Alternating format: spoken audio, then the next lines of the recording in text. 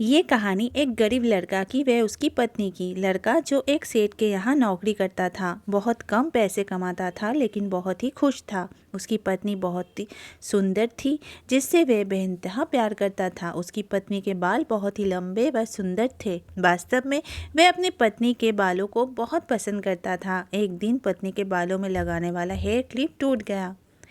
पति काम से घर आया। पत्नी ने कहा कि मेरे बालों का हेयर क्लिप टूट गया है, उसके बिना मैं अपने बालों को नहीं संभाल सकती। ये सुनकर पति बड़ा दुखी हुआ और बोला कि मैं तुम्हारी हर ज़रूरत को पूरा करना चाहता हूँ, लेकिन मेरे पास तुम्हारे हेयर क्लिप के लिए पैसे नहीं हैं। मेरी अपनी घड़ी 1 महीने से खराब है, मैं इसको सही नहीं कर पा रहा हूँ। पत्नी ने कहा, ठीक है, मुझे कोई ख़ास ज़रूरत नहीं है।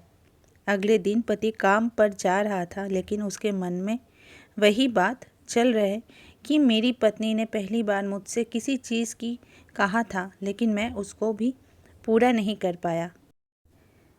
फिर उसका ध्यान अपनी खराब पड़ी घड़ी पर गया और उसे घड़ी सुधारने वाली दुकान पर जाकर कुछ रुपए में बेच दी।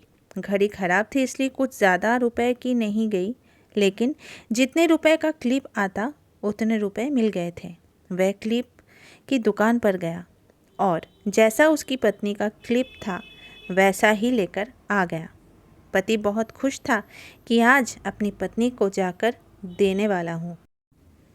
पति घर पहुँचा तो देखा कि उसकी पत्नी के जो लंबे सुंदर बाल थे वो बिल्कुल छोटे करवा लिए हैं। पति ने ये सब देखकर पत्नी से कहा कि ये इतने छोटे बाल क्यों करा लिए? मैं तुम्हारे लिए नया क्लिप लेकर आया हूँ। पत्नी ने कहा, मैं बाज़ार में गई और अपने बालों को बेचकर आपके लिए घड़ी ले आई।